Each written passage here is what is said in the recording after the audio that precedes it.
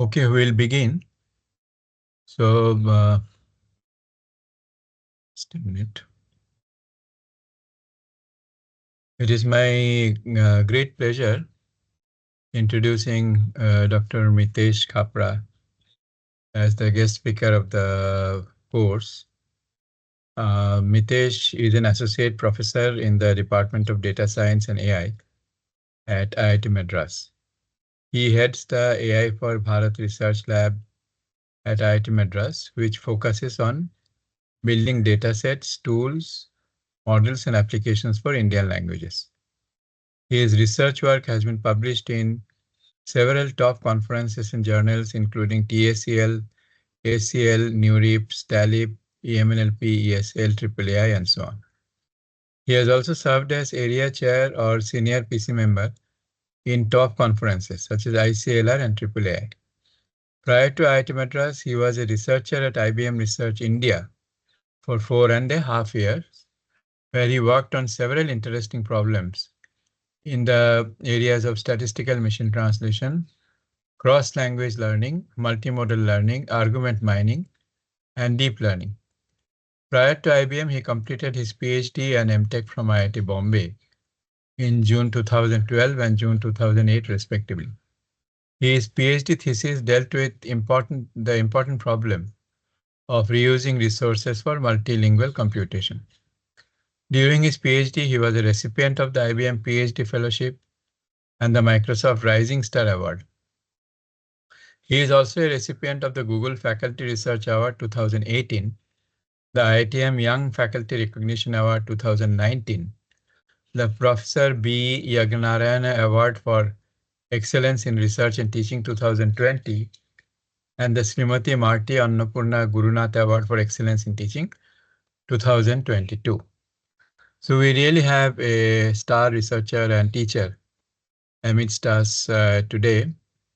And on a personal note, of course, Mitesh has been my PhD student, and he graduated from Sheffield, where he contributed a lot to tools, resources, and the general research ecosystem of the lab. So, Mitesh, over to you then. Thank you, sir. Hi, everyone. So today I'm going to talk about the evolution of NLP. From mainly divided into two eras. One where we had specialists, and the other now when we have giants, right? And what do I mean by these two words in the context of NLP? So let's start with that. Yeah, as I mentioned, this is the roadmap. I'll talk about the first era, which was based on task-based specialists, and then talk about the task-agnostic giants, the world of NLP that we live in today, and what are some of the frontier directions and best practices emerging from these two eras. So when you think about NLP, it's a collection of several tasks, right? One way of looking at NLP is various language technology tasks together form this field of NLP, which can also be divided into two. One is natural language understanding, and the other is natural language generation.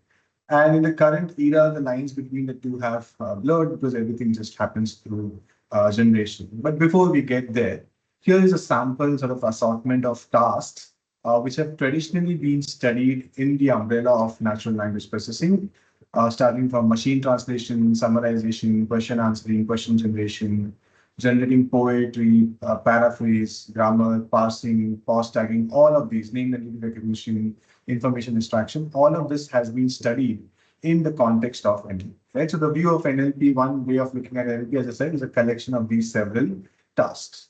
Now, if you have these several tasks, how do you come up with models for these tasks? So in era one, the focus was on having task-based models, where we think of machine translation as an extremely specialized skill, and we would have one model which would focus on machine translation. Similarly, we would think of part of speech tagging as a very specialized skill, and there would be one model which would just focus on part of speech tagging, which is given a sentence. For every word in the sentence, tell me what is a part of speech that it belongs to. Similarly, a specialized model for name entity recognition. That's largely how era one was. Of course, era one itself had several sort of timelines within it. So let's look at some of those. The first is the rule-based era, where largely NLP dealt with having handcrafted rules, which are very precise because they were created by humans and then sort of programmatically fed into a machine. And the machine's job was to adhere to these rules and produce a certain output for the given task. And of course, these rules were for a specific task. One of the earliest such experiments, I think around 1956 or so, or maybe a bit later, maybe, was the Georgetown IBM machine translation experiment, where the goal was to translate from English to Russian, right? And it's I find it really amazing that even today, after almost 70 years, this is still one of the most challenging problems of NLP, right? When you translate from one language to another.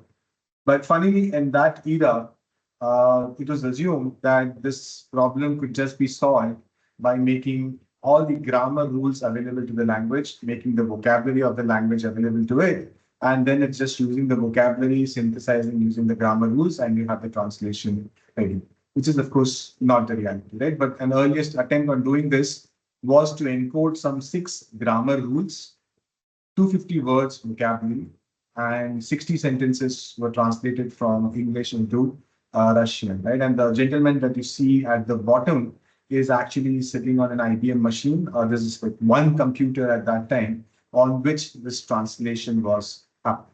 Right? Clearly, this was not adequate. It's precise, but it's also very brittle. If you have not seen a word in the vocabulary, it will not work. If you are not aware of a specific grammar rule, and also as languages evolve, grammar rules change, how do you keep this system up to date, right? And it's a huge manual effort. And the machine is just doing the job of writing a program around these rules. And similar systems were also popular for chatbots. I mean, today, uh, any article that you open up on AI, you will hear voice bots, chatbots being central to that article, right? And it's again very surprising that it's not a new problem. We have been looking at this for the past 70 years, starting with rule-based systems, where again there were these handcrafted rules. One of the earliest chatbots was Eliza, which would sort of look at some of the words in the question and come up with very deterministic rules, using very deterministic rules, provide the answer. Right? And of course, it doesn't scale because the moment the user asks something tricky, it will not know how to respond because that specific rule has not been encoded for it. Right? So that's what the early rule-based systems looked like. Then around the 90s came this statistical revolution, where people realized that for any given problem, and as I showed on the first slide, there are so many problems under NLP.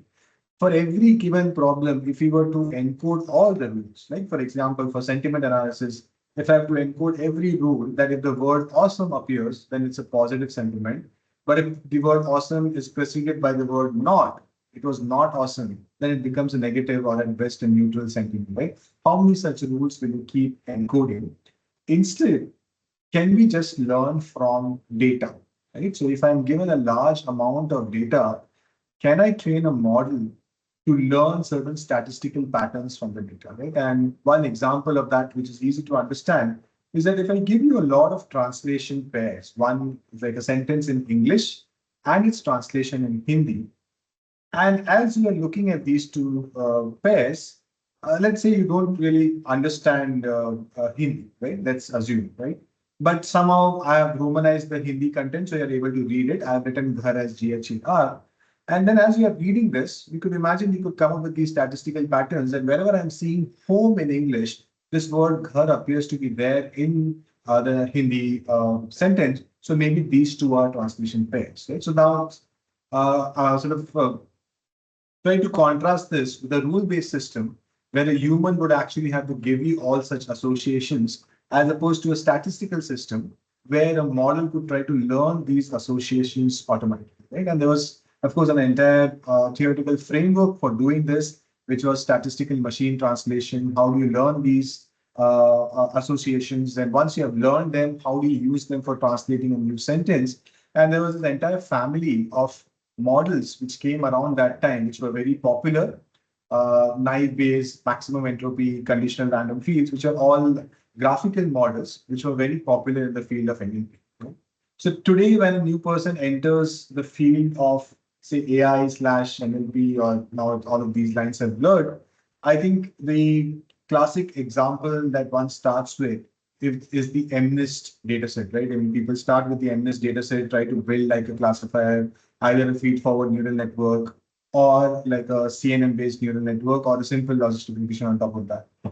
In the early days, like 10, 15, 20 years back, when someone entered the field of NLP, I think the first thing that they implemented was a naive Bayes classifier for spam, right? So you would be given certain uh, emails which are spam emails and certain emails which are not spam emails. These are the labels given to you. There are no rules given to you. It is not told to you that whenever you see Nigerian princess, you have to mark it as spam because it's most likely a spam email. No such rules have been given, but you're given a lot of emails and marked with the label spam, not spam. And then you have to learn these patterns from the data. Right? This was one of the first exercises that any grad student or undergrad student learning this subject would do 20 years back. Right? But now, of course, a lot of this is out of fashion. But this was what the field was dominated by in the 90s and even early 2000s. Right? The first de facto solution for any NLP problem was to see if you could use an HMM or a maximum entropy or a CRF model.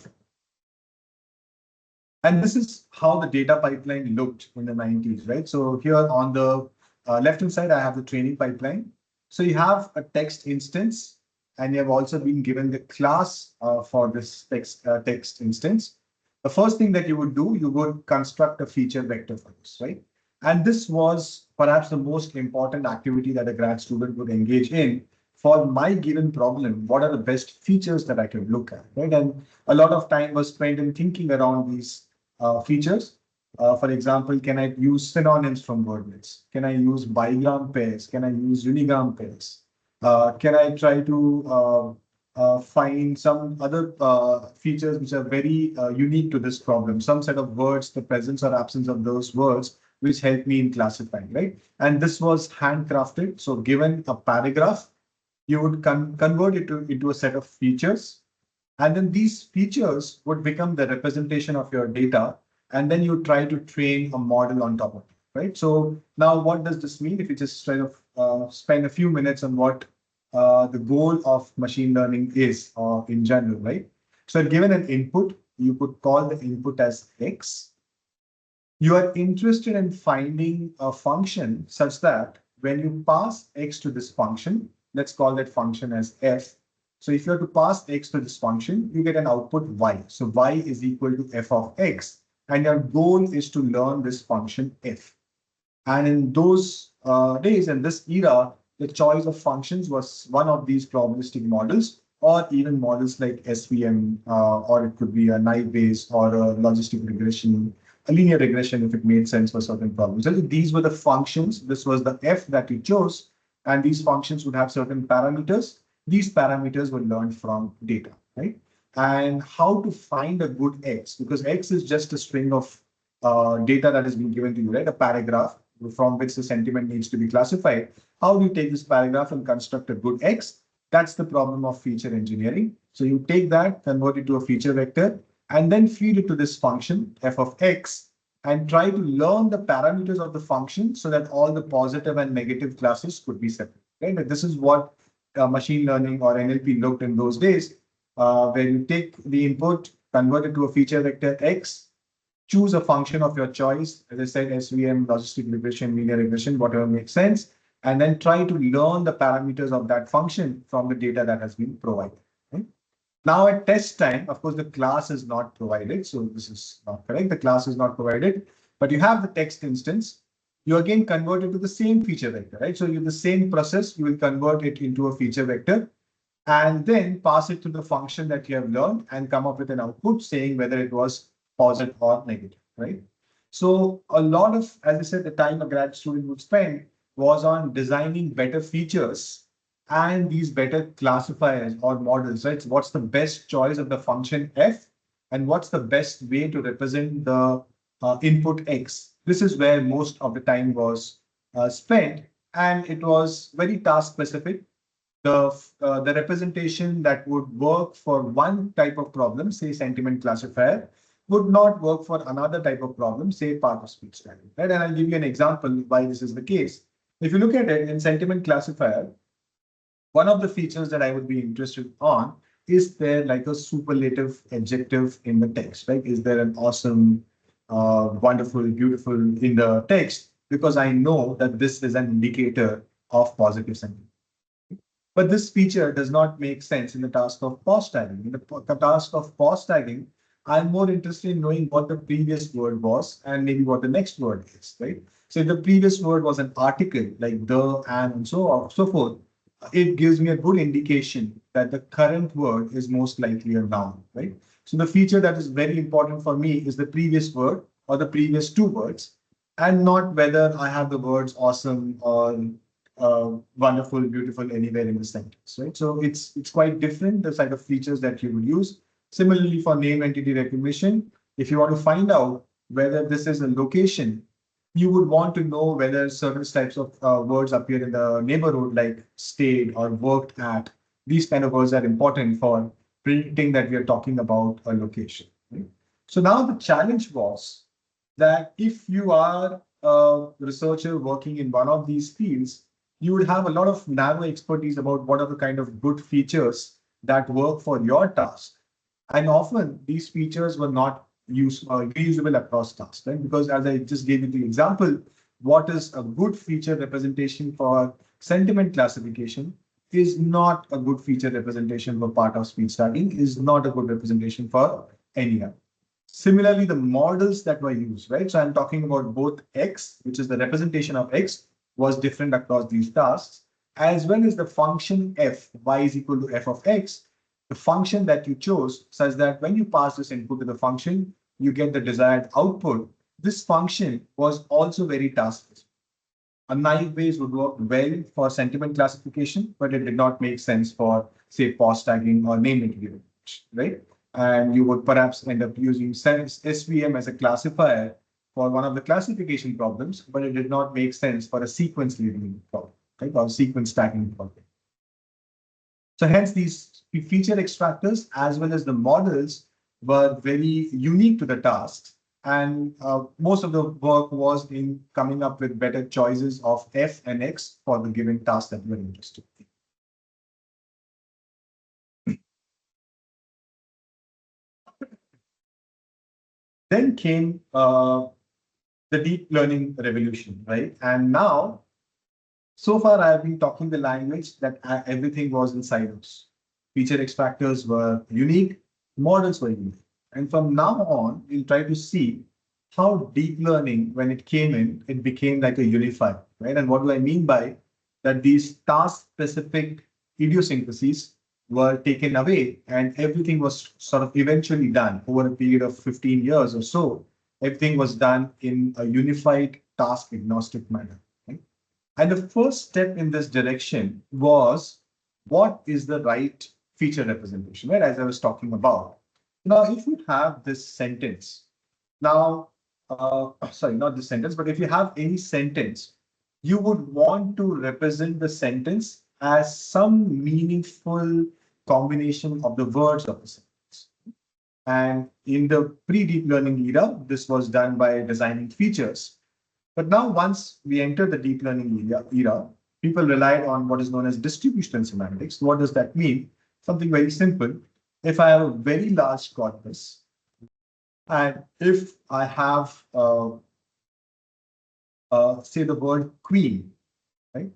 I look at what words typically appear in the neighborhood of the word queen and try to compute a representation of this word. How we do this, perhaps you'll see it in the later part of the course, but just look at this idea that queen can be represented by looking at all the words that it occurs with in the entire corpus that is being given to you. Right? So for a corpus, think of everything available on the web, or if you want to think on a smaller scale, maybe think of Wikipedia. Let's look at all the articles in English in Wikipedia, and let's look at all the words that queen had appeared in. Right? And now it's sort of easy to imagine that the words queen and king would appear in very similar contexts. Right? So the queen would appear in context like palace, royalty, then say crown, throne, and things like that, right? Monarchy, rule, reign, things like that. And king would also appear in similar contexts, right? So if you were to compute a representation for queen and king, right? Let's call this representation as x1 and x2. And this is what you see here, right? So what you see here is a vector, and these colors sort of indicate some values, right? So if these values are going from light orange to dark blue, and think of them as values on a scale of 0 to 1. The darker the shade of blue, it's closer to 1. And the lighter the shade of red, it's orange and so on, it's closer to 0, right? So these are the values that each of these dimensions of the input vector x has. And you're trying to represent every word as a vector, and the values in these vectors have been learned by an algorithm which is mindful of the words that these target words appear with, right? And now, because queen and king appear in similar contexts, these values for queen and king would be very similar to each other. Right? In other words, if I were to look at the Euclidean distance or the cosine similarity between the vectors for queen and king, then they would be very close to each other, right? So that's the idea in distributional semantics. So now, of course, a lot of this is details which I'm not covering, because I'm just going to give you an overview of the changes that have happened. But the way to think about this is that instead of handcrafting these features, now for every word, I'm just going to take a large corpus, run it through a well-known algorithm. The algorithm operates in a way that the representation that I come up with for every word is mindful of the neighbors of the word in this large corpus. And since this algorithm is mindful of the neighbors of this word in the large corpus, words which have similar neighbors would have similar representations. So queen and king would be very close to each other. Girl and woman would be very close to each other, and so on, right? And now that you have done this, what you have done essentially is for every word in your language, you have been able to compute a representation. And now you don't need to handcraft these features that queen is an adjective, or queen is a noun, or awesome is an adjective. Awesome is an adjective which shows positive sentiment. All of that you don't need to handcode. You just say that this is the representation for awesome. And now if you have an input, which is a sentence, right? And now for every word in the sentence, you have this vector. So now can you tell me that if I want a representation for the sentence, what should I do? What's a sort of a naive or simple way of computing a representation for the sentence, given that I have the representations for the words?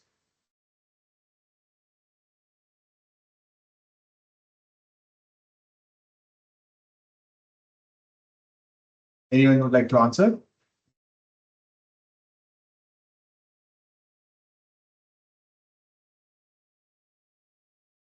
I'll just repeat, for every word in the sentence, I have a vectorial representation, which tells me that if wherever you see this word, just replace it by this vector, because I know that this vector captures everything that you need to know about the word. Okay. Now, for every word in the sentence, I have this vector. Now, I want you to compute a representation for the sentence. How would you do that? It's okay. You can. It's a very simple, naive idea. So you may think it's too simple or naive, but yeah, it could be the right answer. So please feel free to say.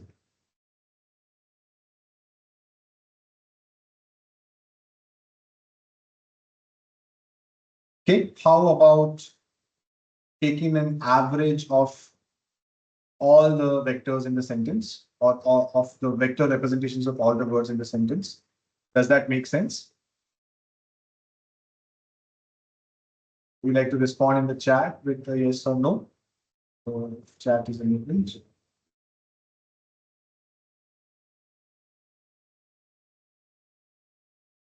Yes. Chat is working. Yeah. It would be great if you participate, otherwise it just become like a monologue and it will not help anyone. I would like to see if the ideas are getting across.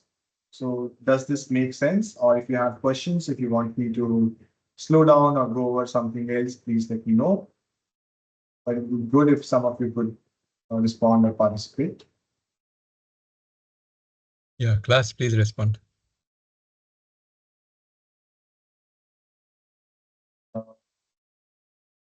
Lots of yes in the chat box. It says chat isn't available. TAs, is the chat enabled in the, can people respond there?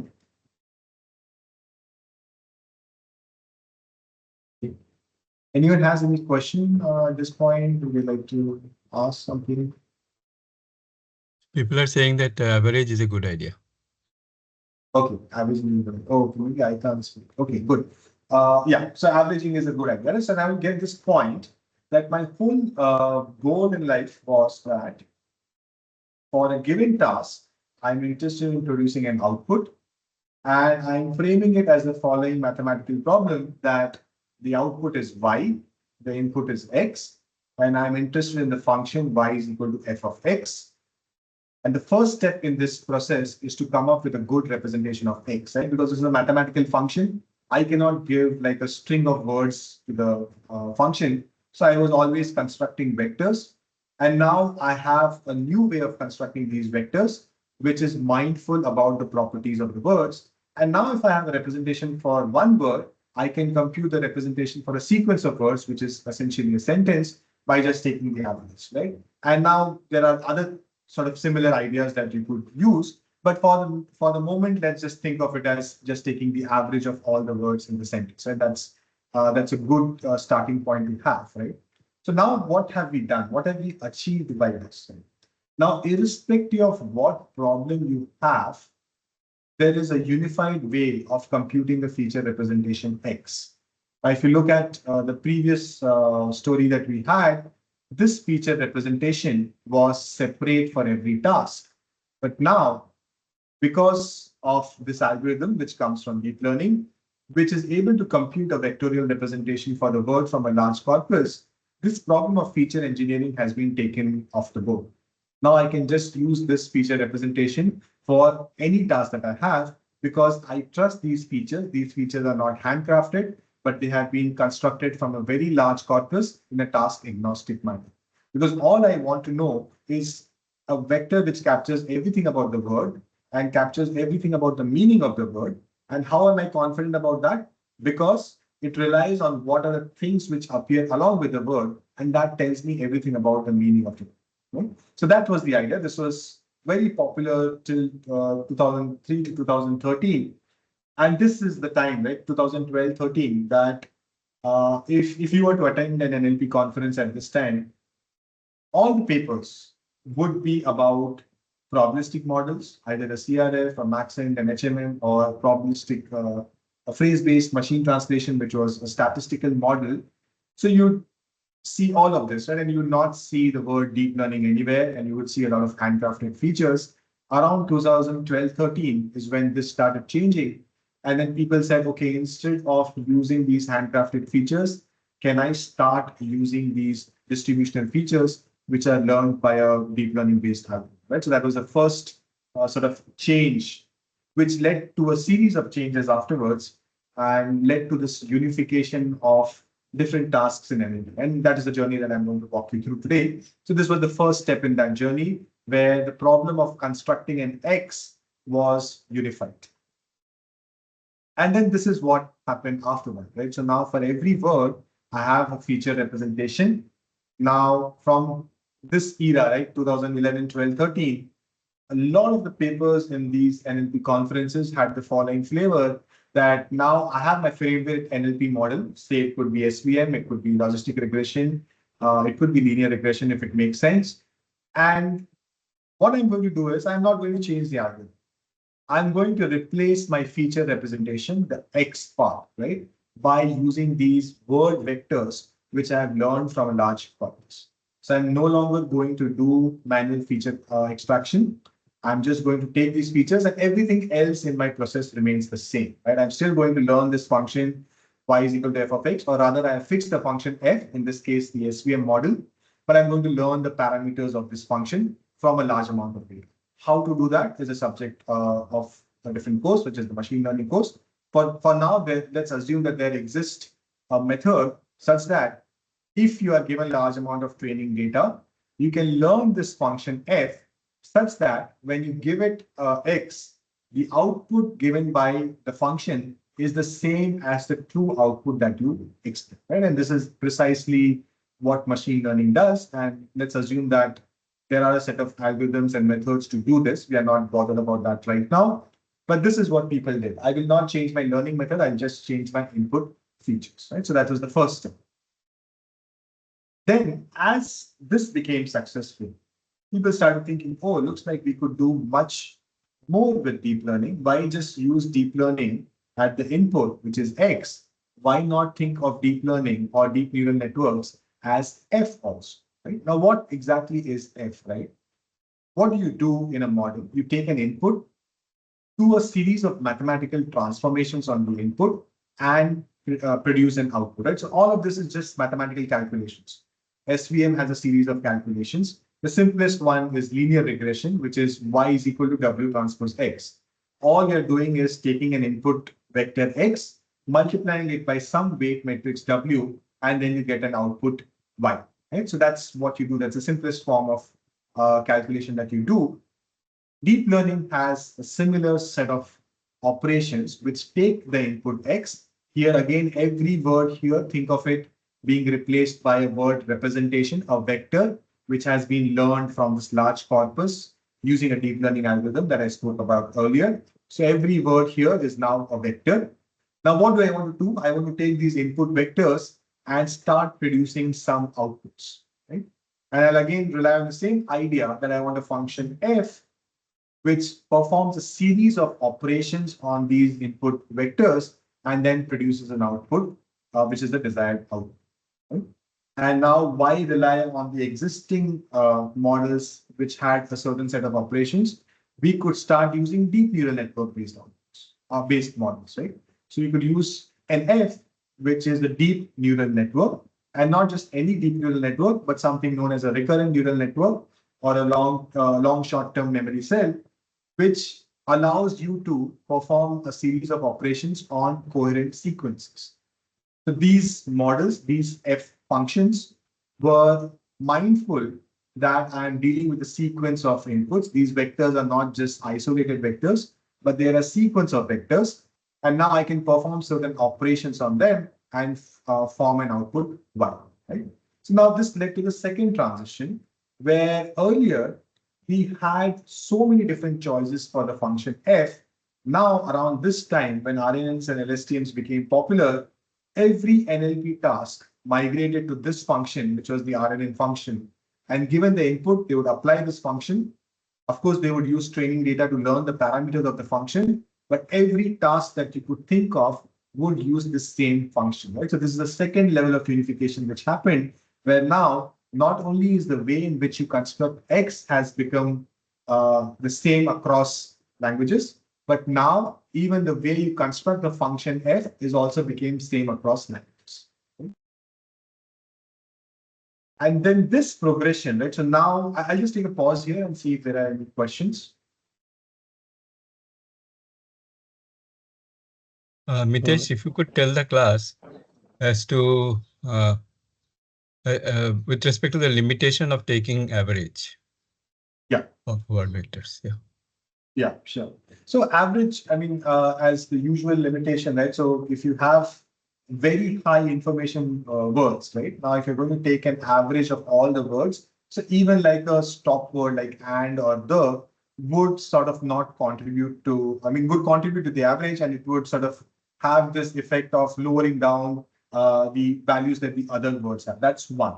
The second bigger problem is that when you take an average, the notion of sequence is completely lost, right? So if I have the input as I am going home, right, versus home going am I, right, which does not make any sense. Both these sentences would have the same representation, right? Because I'm just taking the words and averaging, right? So it completely loses, or it does not preserve any information about the meaning of the sentence or the semantics of the sentence, in which order are the words coming, and what is the unique sequence that gets formed by this order, right? So there is no information of the sequence when you take average.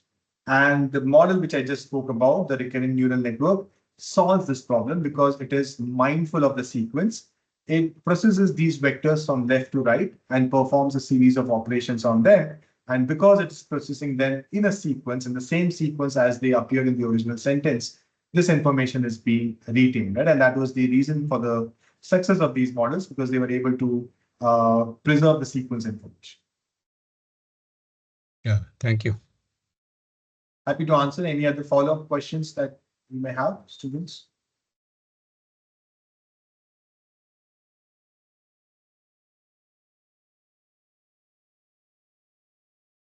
Okay, so now this is the time when the typical NLP paper would be of the following form. That, hey, I've been working on sentiment analysis for the past 10 years.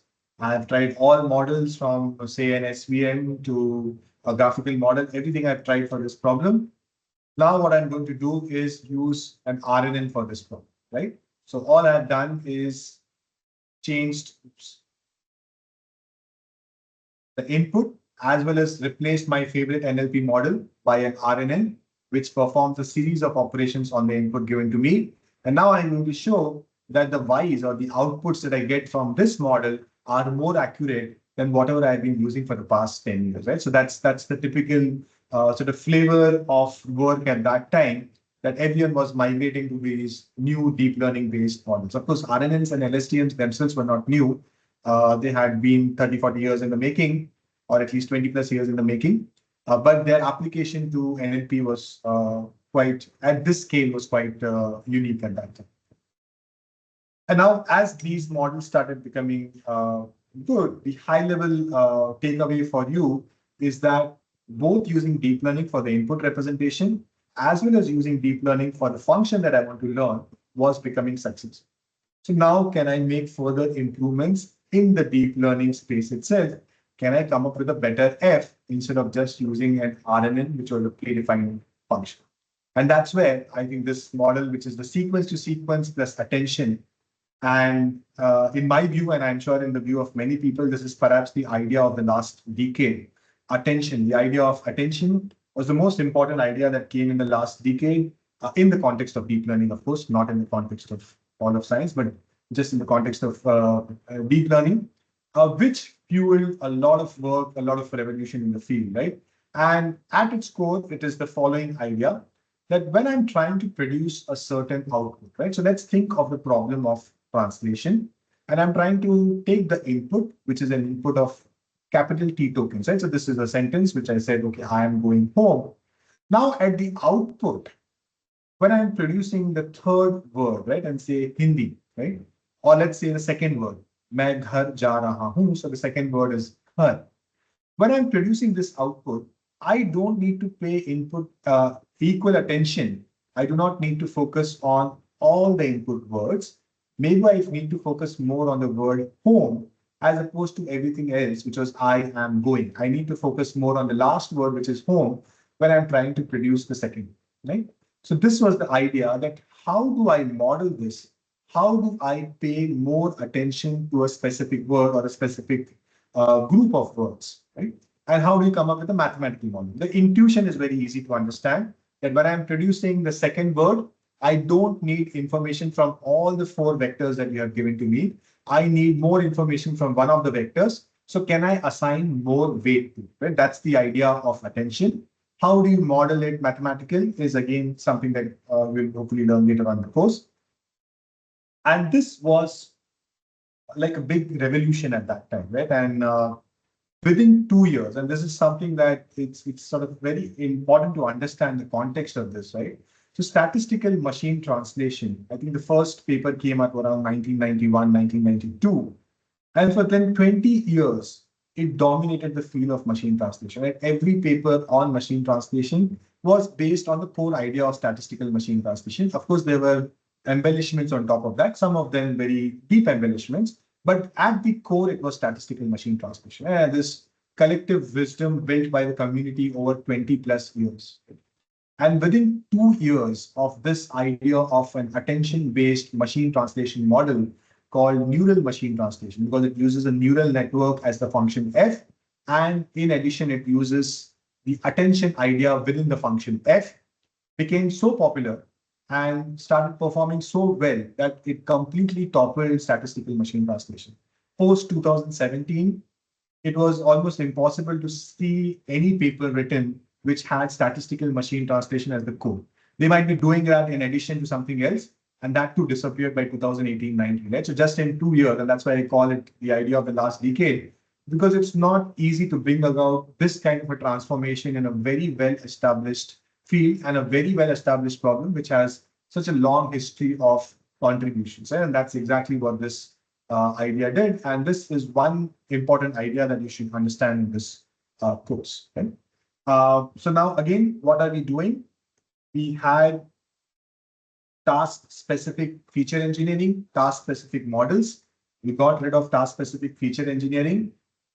We still have task-specific models because this is a model for machine translation. The only thing that has changed is that it's still a spatialized model, but when I have a spatialized model for sentiment analysis, the model remains the same. It's just that I'm training it separately. Its output is different. Its output is a label, whereas in this case, the output is a sequence of words, right? So the output changes. But what had happened, you still have one model per task, but the input feature representation had been unified and the model had been unified, right? Everyone was using the sequence to sequence with attention as the F function.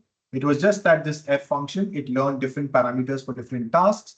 When you're focusing on the task of pause tagging, you do not look at any data from machine translation or sentiment classifier, NER. All of these are individual models, right? You still had one model per task, right? So this sort of brings us to the end of this first era, which was the era of spatialist models. And here, the few takeaways were that data beats rules.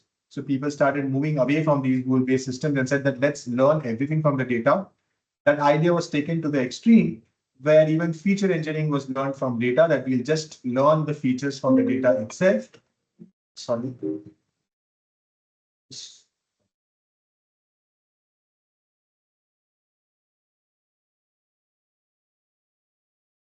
Where you will learn the features also from the data. The second thing which happened was the unification of the architecture for all NLP tasks.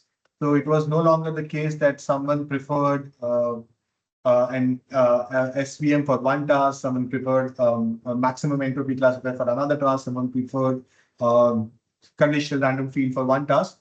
All tasks were using the same model, which was an RNN LSTM with attention, right? But still, generalization remained an issue because you had these task-specific models, right? Let's move on to the next. Get this. Okay. So now from here, we may move to the second era, and I'll just take a pause here if there are any questions. If not, I can continue with the second part of the lecture.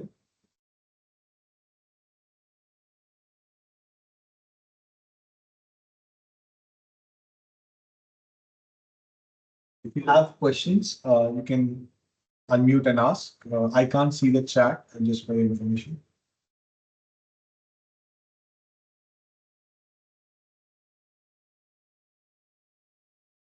Okay, the TS can let me know if there are no questions. I can. Mitesh, there is a question from Neil Bhavesh Rambia. What about the tensor product of vectors or something similar? So Neil, what is the context? This is in context to the word vector question that was asked by Professor Mitesh. Basically, if we have vectors for every word in the sentence, then instead of average, if we do a tensor product or something, what can we do? Yeah, I mean that's roughly what recurrent neural networks does, right? So it combines the vectors by first multiplying them with a matrix, coming up with a new representation, and then sort of stitching that representation together, right? So you'll learn a bit more about it as we see RNNs and transformers and other architectures. But yes, you are in the right direction. Yeah.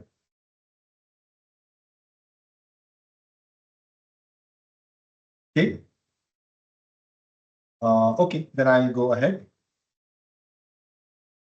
Yeah, so the era 2 is the era of task agnostic models. This is the era that now is popularly sort of, or rather culminated into the ChatGPT era, the Gemini era, where you have this one interface And whatever task you have, you can just go and ask it, translate the sentence.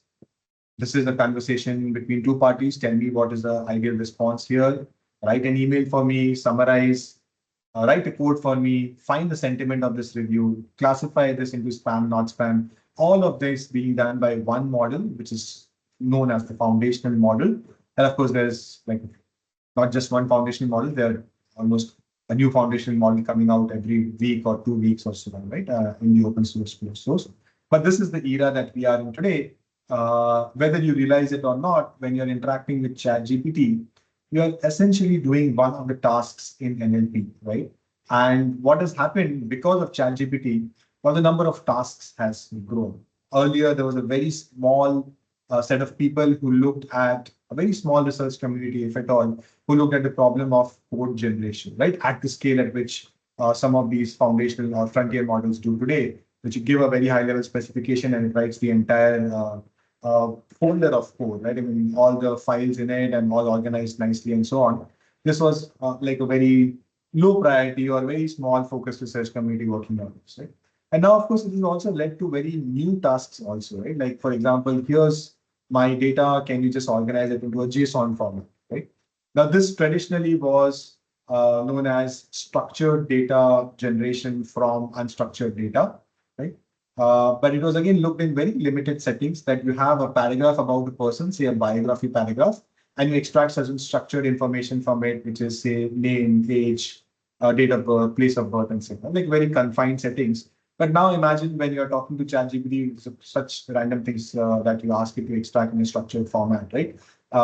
And give it an entire chapter from a book and tell it that, okay, tell me all the key concepts of words that are there in this book, right? So it is all NLP on steroids now, right? The traditional tasks have either morphed into like variants which are much more difficult or evolved than the original task, or many new tasks are also born, but all of these are now solved by one single model, right? So let's see what this era is about.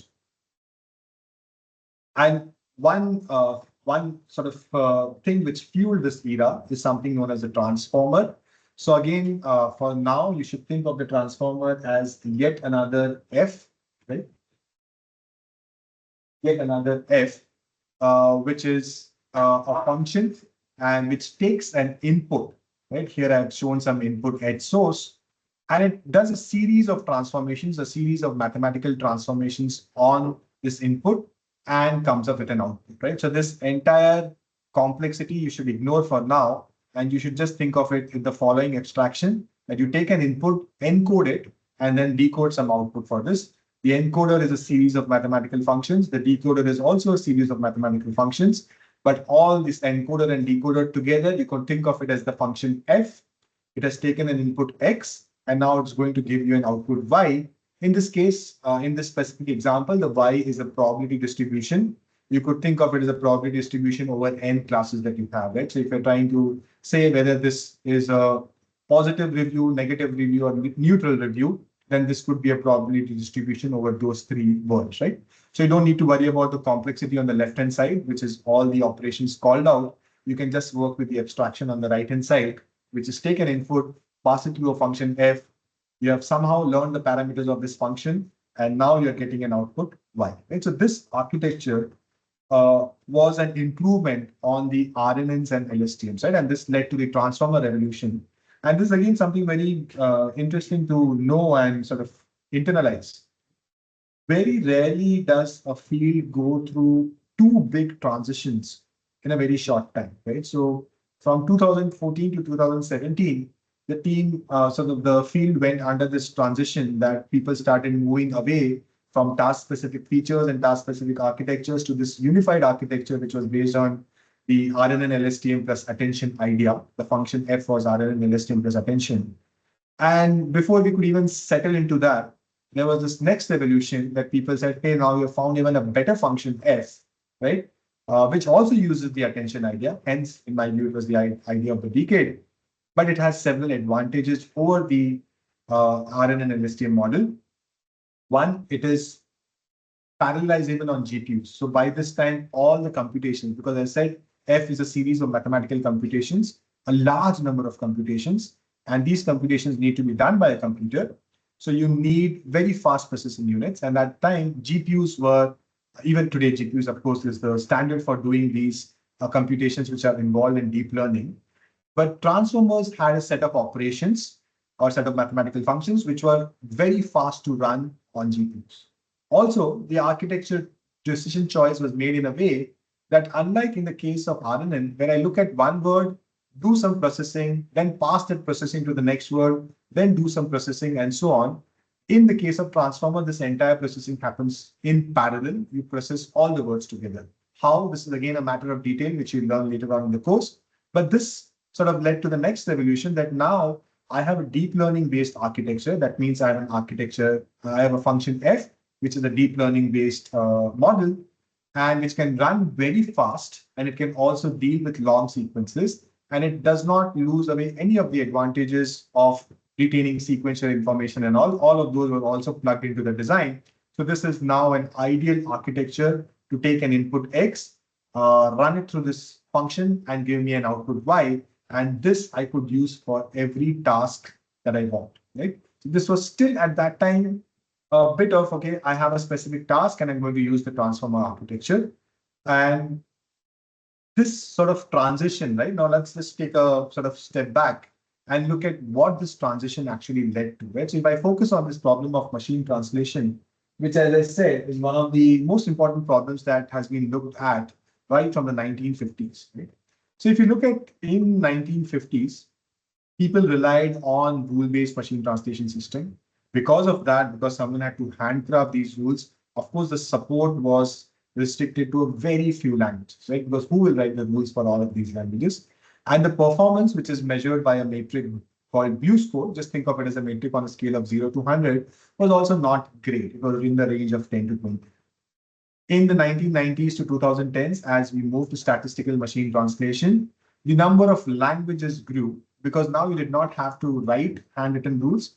If you had a lot of translations naturally happening in your language, for example, the European Parliament, which used to translate the proceedings of the Parliament into multiple languages, so you naturally have this data.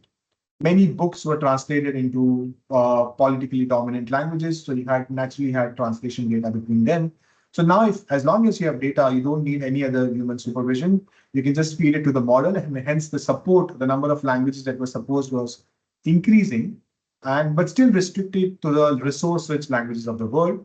And the performance was also improving, right? Now you could see BU scores in the range of 20 to 45.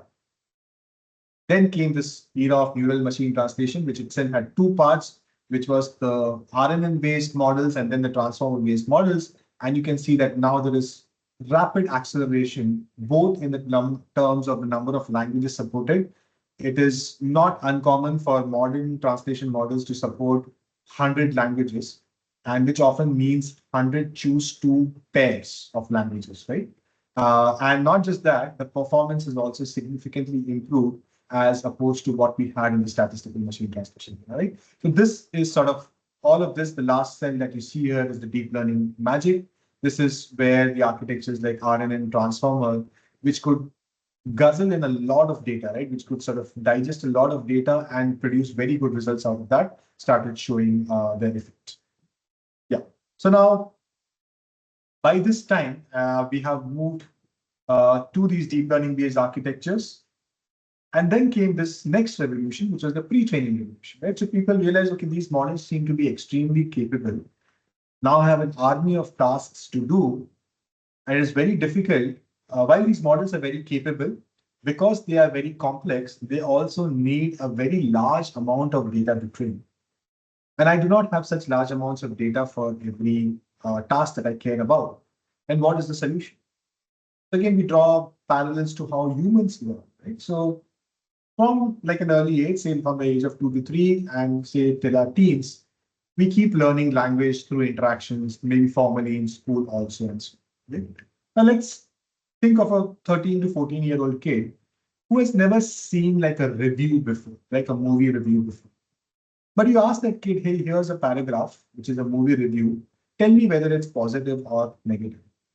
That kid, without any difficulty, would immediately be able to say what the answer is. Yeah, this looks like positive, right? And he or she has never seen this task of sentiment analysis or review classification. Maybe at the first time that the kid reads this, he or she may not be able to tell you whether it's positive or negative, but if you showed them some 5 to 10 examples, here is an example of a positive review, here's an example of a negative review. Can you tell me now this new review that I'm showing you, can you tell me if it's positive or negative? And most kids would be able to do that, right? How is it that they're able to do this without really having seen this task enough? Now contrast this to a machine or a model which is fed at least like in those times, right? In the era of 2000s to 2010s, at least 25,000, 30,000 samples of reviews, and in large scale models, even much higher than that, right? Which you would show them to make them learn this one specific task of sentiment analysis. And of course, this model cannot do anything about named entity recognition or information extraction. Now, this same idea, can you bring it to the world of deep learning? Where you say that, okay, if I look at what a child is doing, he or she is essentially learning a language by interactions over a very large period of time. And then once he or she knows everything about the language, doing these individual tasks become very easy for them. They can learn these tasks with very few examples. Right? And the same idea came to deep learning, that can we train a foundational model on a large amount of data available from the web? Okay? And all I'm teaching this model to do is that given the previous keywords, tell me what the next word should be. And turns out that the training data for this task is freely available on the web. Take the entire corpus, every sentence written on the web, crawl it, and now just take one sentence from that, take the first 5 words, show it as input, this becomes X, and your Y is the 6th word. And you can imagine you can construct a very large training set for this problem, right? Because I don't need any supervision. I have the first 5 words. I know the 6th word because I have the entire sentence with me. And all I need to do is show the model the first 5 words and teach it the 6th. Essentially, by doing this, what I'm doing is I'm teaching the model the language. Just as a child through its interactions over a period of 10, 14 years understands the language, this is sort of the modeling equivalent of teaching the model the language. Now, once the model has learned the language, just as a child learns from a few examples, once the pre-training has happened, we enter the fine-tuning stage, where we just show a few examples of the task at hand. And from these few examples, the model should be able to learn the task, right? So now we have this one model, which is like a know-it-all model, which has gathered all the knowledge about the world and the language from this large web corpus, which is available on the web. And now I'm just adding a small amount of data, which is specific for the task, and teaching the model that task after it has learned everything about it. And now, as you can imagine, the way I'm talking about this, I'm moving to this world where I just have one model which knows everything about the language, everything about the world. And now I'm just going to do minor tweaks to it for my downstream tasks, right? So I'm slowly moving to the regime of one model for everything, right? And that's what happened with this pre-training revolution. And this idea became extremely successful, that I can learn from the large amount of data available on the web and fine-tune on a small one. But then people became more ambitious. There is no doubt about the amount of data available on the web. So if I really want to cram in everything into the model, then why don't I start training larger and larger models, right? So what does that mean? In layman terms, you have this function f. Instead of doing a few computations to get from X to Y, why don't I do like a very large number of computations? And every computation has a parameter involved, right? So I'm not just doing X1 plus X2, I'm doing W1 into X1 plus W2 into X2, right? So W is the parameter. So I'll have a large number of these parameters in the model, which help me do these complex computations. And that led to this era of scale around 2020, where we had these very large scale models being trained, right? So let's do this contrast. In 1954, we had the, just a minute, sorry.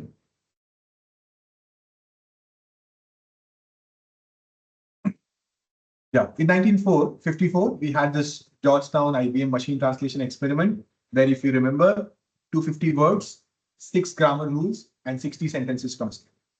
Compare this to 2020, when we had this new paradigm of pre-training, where I'm going to pack all the knowledge of the language in one model. And if I want to do that, I really need a large brain, right? I really need a model which has a lot of parameters. And that was the GPT-3 model, which had 175 billion parameters, right? So this started this race for training larger and larger models because of this paradigm that I can take the entire data on the web and sort of encode it into this model. And the more weights I have in the model, more information I can retain. And the more information I can retain, the more world knowledge and language knowledge I have, the easier it becomes for me to do downstream tasks, right? So that was the reason for this race to build larger and larger models.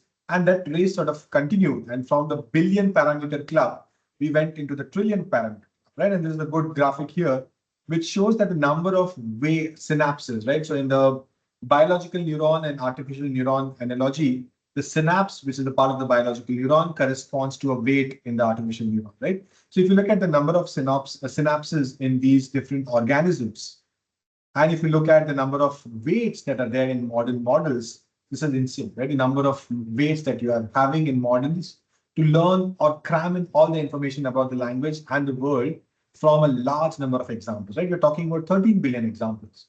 So in the pre-deep learning era, if you were to train a machine translation model on 1 million examples, it was considered to be a feat, right? Because for most languages, you wouldn't even have that much amount of data. And with 1 million examples, you would really feel good about what you're doing, right?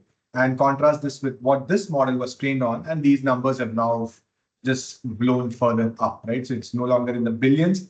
The amount of data that you also use is in the trillions now, right? So that is all of this with this intention that I want this heavy duty model, which knows everything. And then I can just teach it smaller tasks with all the knowledge that it has.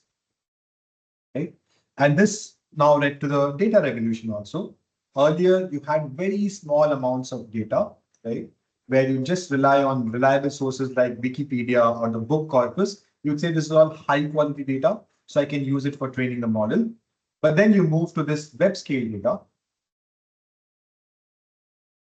where now from a few GBs, we move to hundreds of GBs. And then most modern models are trained on very diverse data, right? So earlier it was only text data, but now as you can see in this era in 2021 to 23, models are not just based on text data, they're also trained on a lot of code data. People take entire repositories from GitHub and feed it to the model. People take a lot of dialogue data, like a lot of it is not legally available yet right now, but I'm sure all the deep tech companies use it. Things like Reddit conversations or Twitter threads, Twitter conversations, all of this is fed to the data. Not just that, even research papers from archive, which are multimodal in nature or which have like very math content, all of that is fed to the models, right? So this data scale has increased because now I have this aspiration that whatever data I can get my hands on, whatever I can show the model in pre-training, all of this is well spent because now the model has much larger data, right? So this is the equivalent of exposing the kid to multiple subjects, right? Not just math science, but maybe say music, other art forms, everything during that initial period so that it gets a full knowledge of the world. And now it's ready to do these specialized tasks, right?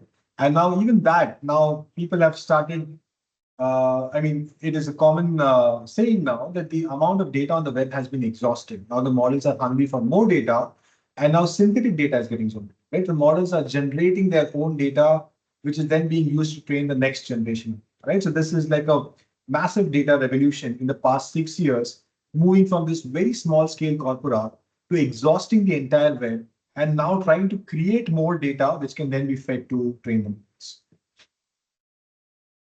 Okay.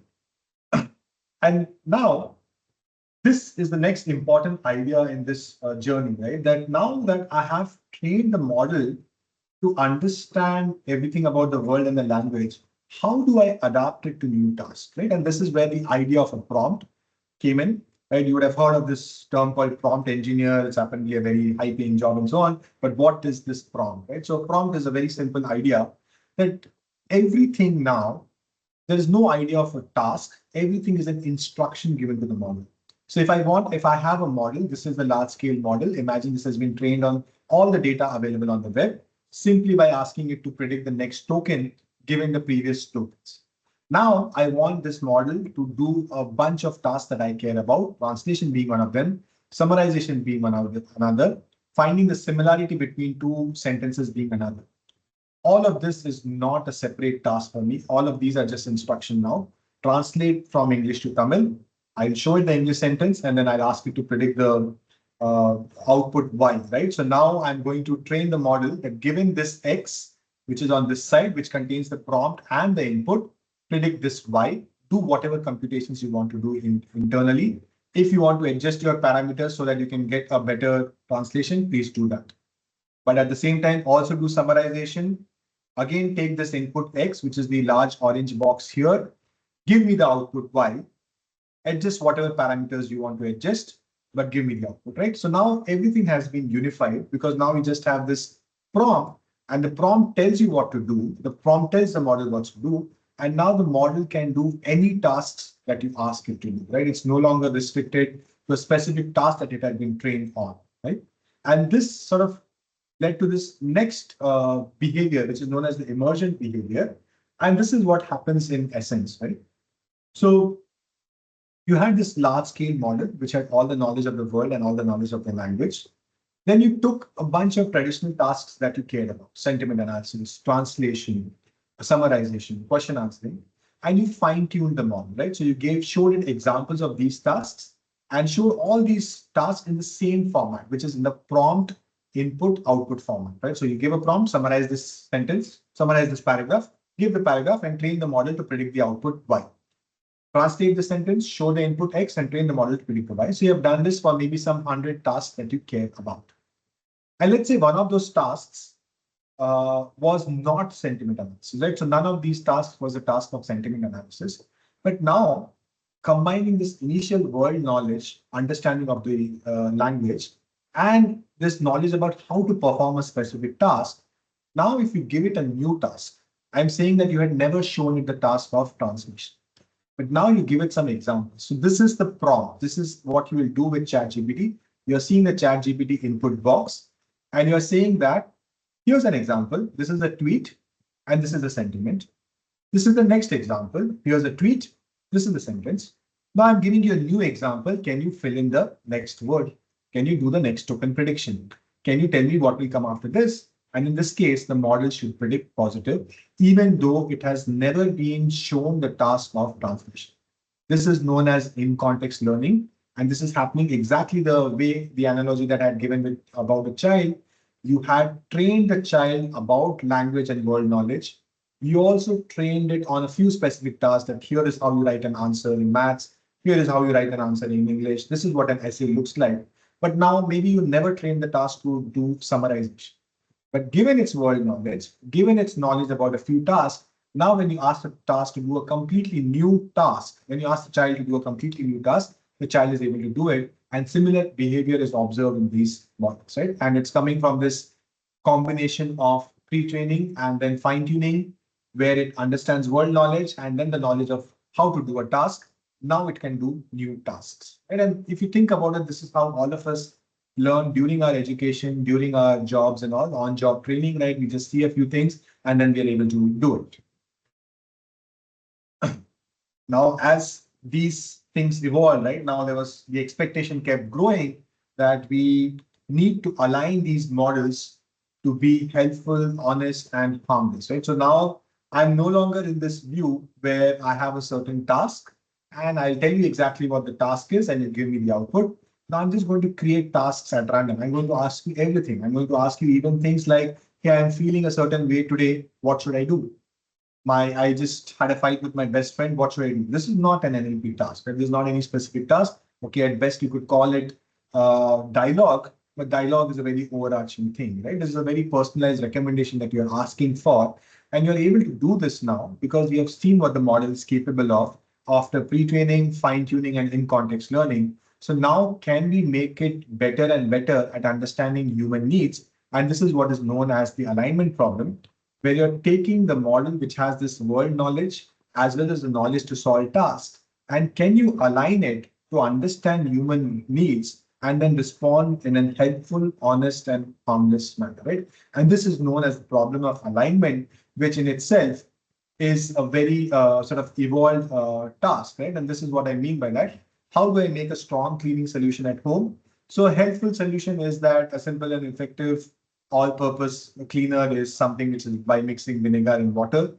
An honest solution is that you uh, don't try homemade solutions. Use something which is recommended by the EPA. And a harmless solution is that, hey, boss, making chemicals at home is a very harmful thing. So please don't engaged in this activity, right? And now you can see when you interact with ChatGPT, is able to do these things. Right? So this is a national sort of natural progression of ideas where we had task-specific behavior, then task-agnostic behavior, new task behavior, which is known as zero-shot performance, the sentiment classification example that I gave, and then in general behavior, which is aligned with human needs, right? And this alignment is again a very complex deep learning plus reinforcement learning pipeline. Of course, I don't intend to go into this right now, but this itself is a very evolved process which has developed over the past few years and has become a whole new area of research, right? So as these models have become powerful, we have moved very far away from our origin, which was, hey, I want to do this task, what should I do? Now, very new research areas have evolved, right? So I'll again take a pause here and see if there are any questions or any.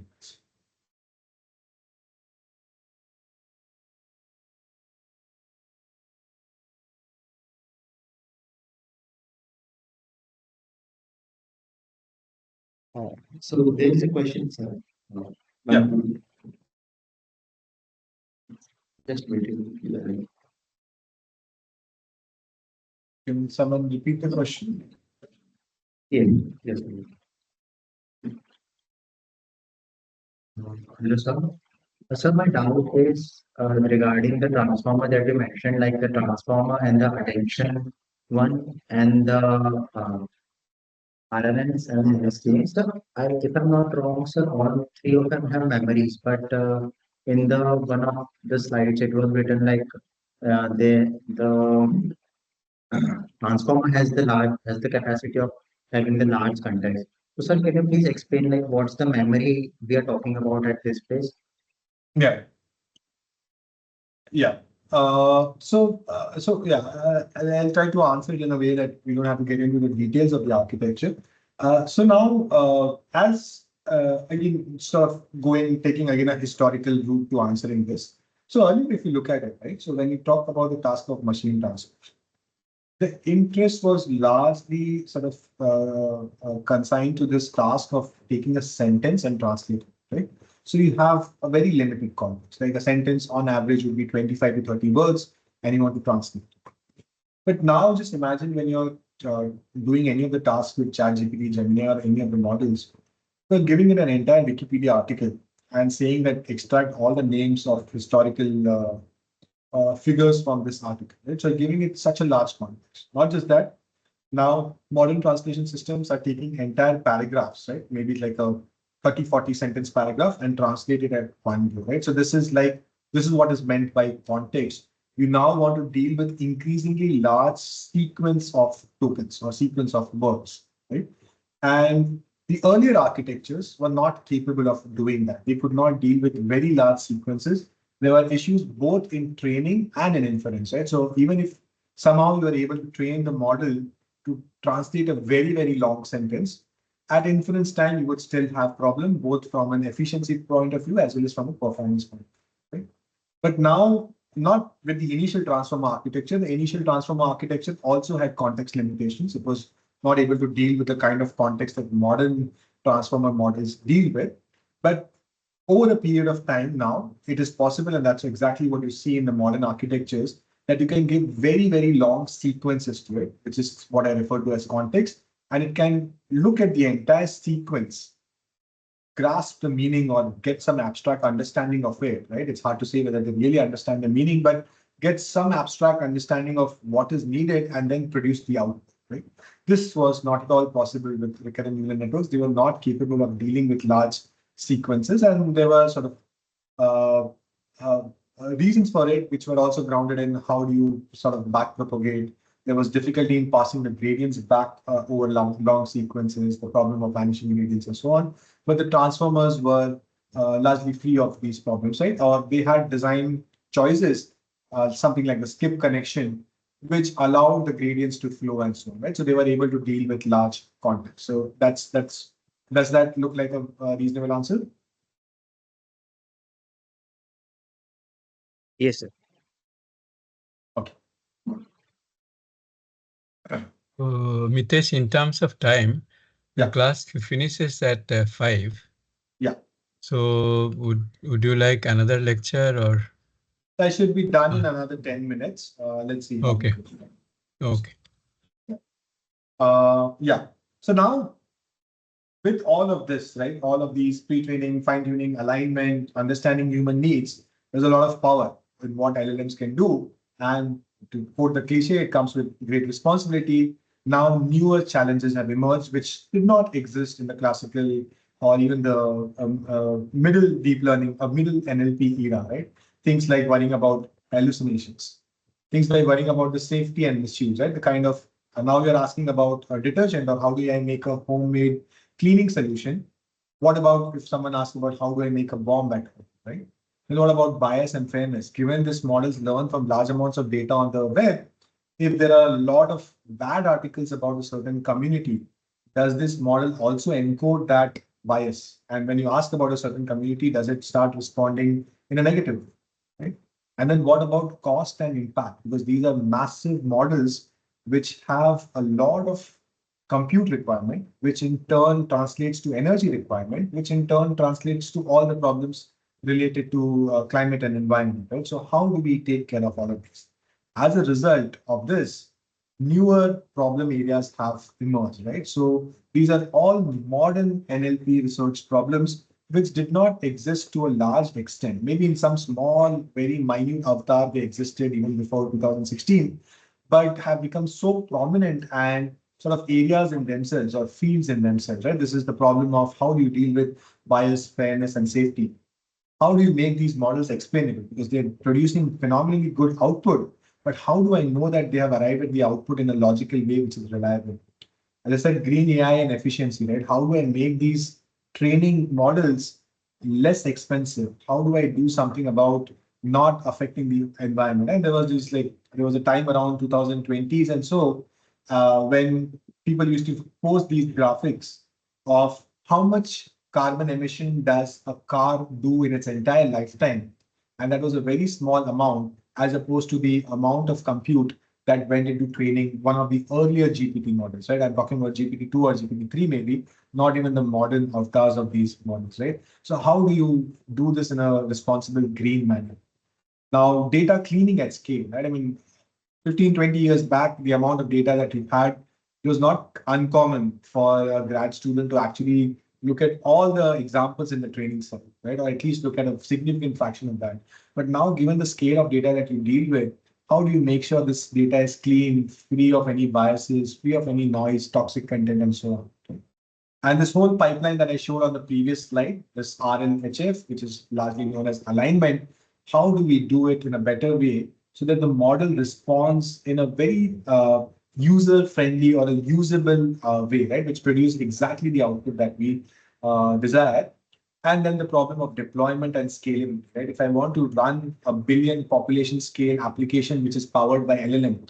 So imagine a government chatbot, which is powered by an LLM, and there are like a million queries a day, like a PM Kisan bot, which is trying to answer a Kisan's or a farmer's queries. And if it's being powered by one of these 175 billion or 200 billion parameter models, how do I make sure it's scaled? Right? So these are all problems of modern NLP, right? And of course, some of these deployment scalability search has been existing for many years, but their avatars have changed, right? Or there have been significant additions to these problems and what was dealt with, say, a decade or so back, right? And now, not just sort of language, this unification of architecture has happened even for vision. So now the transformer model is also used for vision. This change again happened around 2018 or so. And the impact of this was that now we have all-in-one models, right? Because a transformer model does not care of the input modality, you could have a single model, right? And I believe, or I mean, I think it's a well-known secret that, say, a Gemini model is a multimodal model, right? So you can give it text, you can give it speech, you can give it image, you can give it music. All of this is passing through a single F function, right? This middle block that you have. It is able to process all of these X's, whether the X comes from speech, whether the X comes from text or image or video or audio. It is able to process all of that and produce different Y's at output, right? It is not just producing text, which was largely the care of traditional NLP, but it's also able to produce speech. It's also able to produce music. It's also able to produce images, right? And all of this has been able to happen because of this unification which deep learning has done, right? So now on my last slide, I will sort of summarize this entire discussion on how deep learning has been the great unifier. So pre-2000s, we had these rule-based systems, which of course every task had a different system, a different set of rules, very manual heavy. Then we had early 2000s and 2010s, these task-specific models. So there was again no unification. Someone working on pause tagging perhaps had no clue about, I'm of course exaggerating a bit, but no clue about what is the best model to use for sentiment analysis or what's the best set of features to use in sentiment analysis, right? Then came this era of unification, and it went through 4 different unifications. So first, the features were unified, right? So every NLP task is now using some sort of a word embedding or a sentence embedding, right? So that was the unification which happened. The representation for X was unified across all the tasks. Then happened the unification of the architecture. The function F, which was the sequence to sequence with attention, was the same for all the tasks. Every task was being trained on its own data. There were as many models as the number of tasks, but every function was the same and the input was all the same. Then in the pre-training plus fine-tuning era, the model, the languages, everything was unified. So you had this one multilingual, multitask model, which was based on the transformer architecture, a single model which takes a prompt as an input, translate the sentence, classify the sentiment of the sentence, generate a question from this paragraph. All of these tasks, which were different tasks in the NLP world, were now unified under this one architecture, right? So everything is now a single architecture doing all the tasks that we care about. And finally, the unification of modalities, right? So now we have these multimodal, multilingual, multitask models. So the same model, not only doing a speech task, but also doing a text task, also doing an image task, also being able to produce different modalities at the output, right? So the deep learning era has led to this great unification across fields and within the field also, right? So I'll end here and happy to take any questions in the few minutes that we have. Questions, class?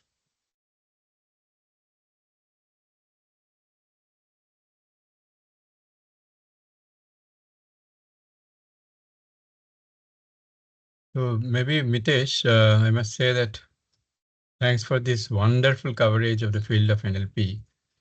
Thank you, sir. And it has given such a nice perspective to the students. And coming in the beginning of the course, this really sets the tone for the course, which is of great help to me, surely. Thank you. Okay. Maybe one question even I'll discuss offline because there's not enough time. So one foundational question has remained over the last 40, 50 years. How come human beings learn language with so little data, where these trillion club models are using 13 billion, 14 billion data? So this question, I think, has remained in the field. Yes, sir, it has. The question of data sample efficiency has remained from the side. But unfortunately, sir, what has happened there is that with a lot of these innovations being led by deep tech, where there is very little care for lack of resources, right? I mean, they have enough resources. So they have a lot of incentive to push things in the large scale data, large scale model regime, right? And the counter narrative to that is hard to build because these models have reached a certain performance in that regime.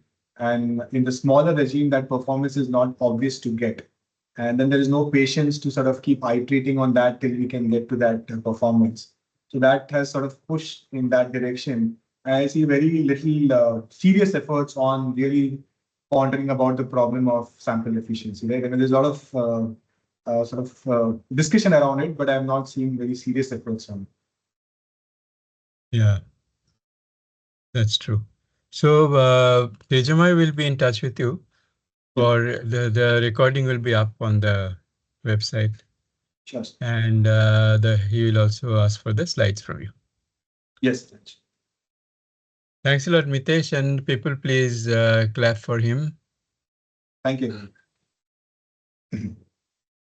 Yeah. Thank you. I'll sign out now. Thank you, everyone.